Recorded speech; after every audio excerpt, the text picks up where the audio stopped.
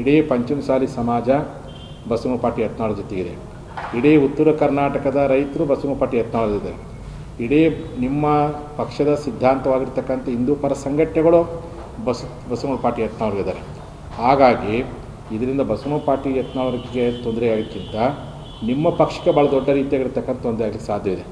ಬಹುತೇಕ ಇದು ಸನ್ಮಾನ್ಯ ಪ್ರಧಾನಮಂತ್ರಿ ನರೇಂದ್ರ ಮೋದಿ ಅವರಿಗೆ, ಸನ್ಮಾನ್ಯ ಗೃಹ ಮಂತ್ರಿಯಾಗಿರ್ತಕ್ಕಂಥ ಅಮಿತ್ ಶಾ ಅವರಿಗೆ ಗೊತ್ತಿಲ್ಲದೇ ಕೆಲವೊಂದು ದುಷ್ಟ ಮನಸ್ಸುಗಳು ಅವ್ರಿಗೆ ಏಳಿಗೆಯನ್ನು ಸಹಿಸಲಾರ್ದೇ ಎಲ್ಲಿ ಮುಂದಿನ ಕರ್ನಾಟಕದ ಚುಕ್ಕಾಣಿ ಇವರೇ ಹಿಡಿತಾರೆ ಅನ್ನುವಂಥ ಒಂದೇ ಒಂದು ಕಾರಣಕ್ಕೋಸ್ಕರವಾಗಿಯೇ ಇವತ್ತು ಉಚ್ಚಾಟನೆ ಮಾಡುವಂಥ ನೀಚ ಕೃತ್ಯಕ್ಕೆ ಒಳಪಟ್ಟಿರ್ತಕ್ಕಂಥದ್ದು.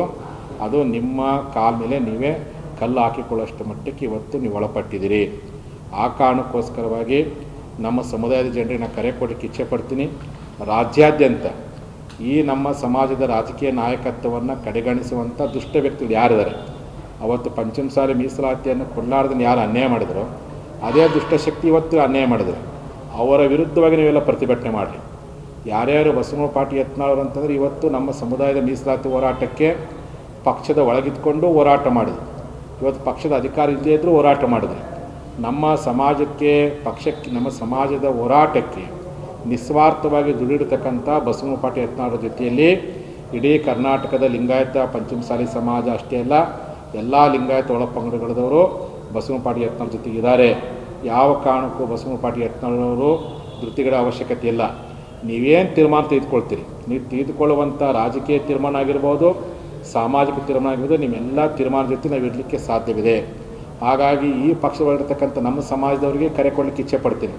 ಒಂದು ವೇಳೆ ಕೂಡಲೇ BJP ವರಿಷ್ಠರು ಇವತ್ತೇನು ನೀವು ಈ ಸಮುದಾಯದ ನಾಯಕತ್ವವನ್ನು ಕುಗ್ಗಿಸುವಂಥ ಹಿನ್ನೆಲೆಯೊಳಗೆ ಅವರು ಉಚ್ಚಾಟನೆ ಮಾಡುವಂಥ ಕೆಟ್ಟ ತೀರ್ಮಾನ ತೆಗೆದುಕೊಂಡಿರಲ್ಲ, ಆ ತೀರ್ಮಾನವನ್ನು ವಾಪಸ್ ಪಡ್ಕೊಳ್ಳದೆ ಹೋದರೆ ನಮ್ಮ ಸಮುದಾಯದಲ್ಲಿ ಒಳಗಿರ್ತಕ್ಕ ನಮ್ಮ ಸಮುದಾಯದ ಜನ ಏನು BJP ಪಕ್ಷದಾಗಿದ್ದಾರೆ, ನೀವೆಲ್ಲರೂ ಪಕ್ಷಕ್ಕೆ ರಾಜೀನಾಮೆ ಕೊಟ್ಟು ಹೊರಬರೋ ಪ್ರಯತ್ನವನ್ನು ಮಾಡಬೇಕು ಅಂತೇಳಿ ನಮ್ಮ ಸಮಾಜದ ಜನರಿಗೆ ನಾನು ಕರೆ ಕೊಡಲಿಕ್ಕೆ ಇಚ್ಛೆ ಪಡ್ತೀನಿ.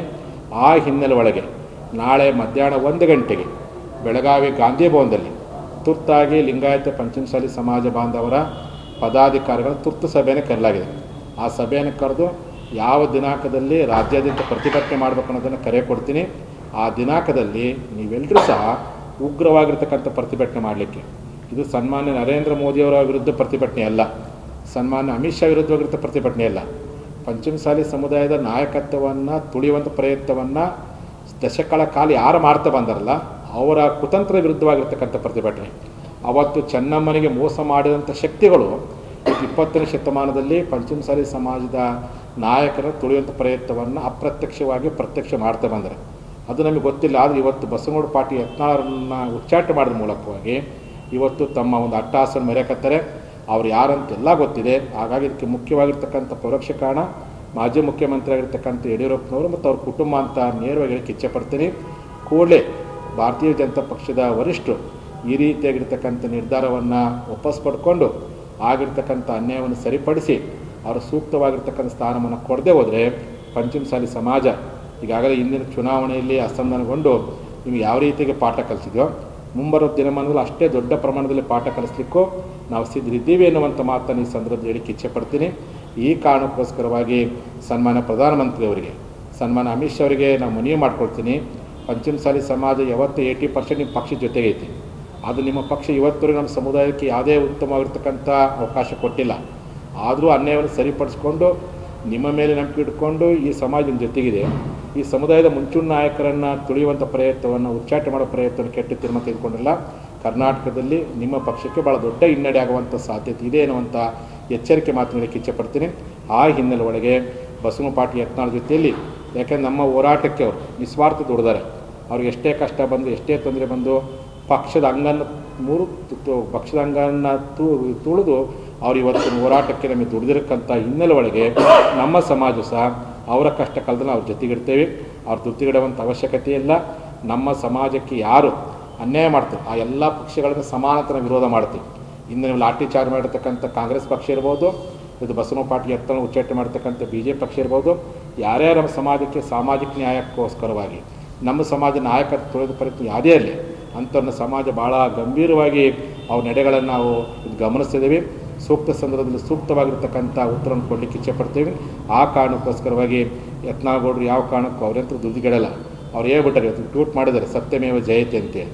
ಇದು ದುಷ್ಟರ ಕಾಲ ಅಂತೇಳಿ, ಸತ್ಯವಂತರ ಕಾಲ ಅಲ್ಲ ಅಂತ. ಆದರೆ ಒಂದಲ್ಲೊಂದು ಸತ್ಯವಂತರ ಕಾಲ ಬಂದೇ ಬರುತ್ತೆ. ಆ ಪರಮಾತ್ಮ, ಆ ಪ್ರಕೃತಿ ಒಳ್ಳೆಯ ಜನರಿಗೆ ಒಳ್ಳೆಯ ಕಾಲ ಕೊಟ್ಟೇ ಕೊಡುತ್ತೆ. ಆದರೆ ನಮ್ಮ ಹೋರಾಟಕ್ಕೆ ಅವ್ರು ನಿಸ್ವಾರ್ಥವಾಗಿ ದುಡಿದ ಪರಿಣಾಮ ಕಷ್ಟ ಕಾಲದಲ್ಲಿ ಅವರಿಗೆ ನಾವೆಲ್ಲರೂ ಬೆಂಬಲ ನಿಲ್ತೀವಿ. ಅವ್ರು ತೆಗೆದುಕೊಳ್ಳುವಂಥ ಯಾವುದೇ ತೀರ್ಮಾನಕ್ಕೂ ನಮ್ಮ ಸಮಾಜ ಅವ್ರ ಜೊತೆಗೆ ಇರುತ್ತೆ ಅನ್ನುವಂಥ ಮಾತುಗಳಿಗೆ ಇಚ್ಛೆಪಡ್ತೀನಿ.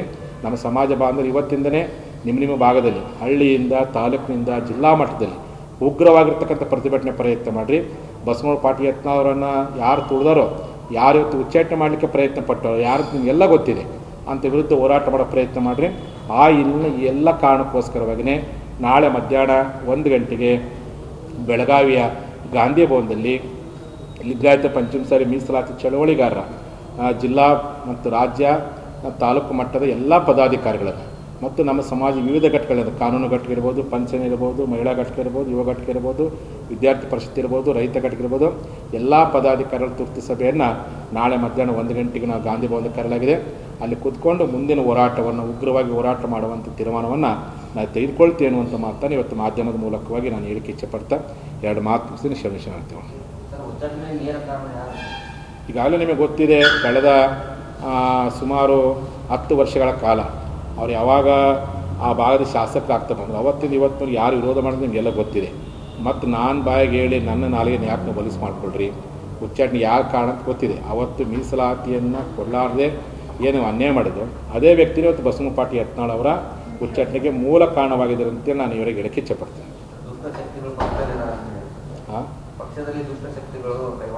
ಹೌದು, ದುಷ್ಟಶಕ್ತಿಗಳು ಕೈವಾಡನೆ.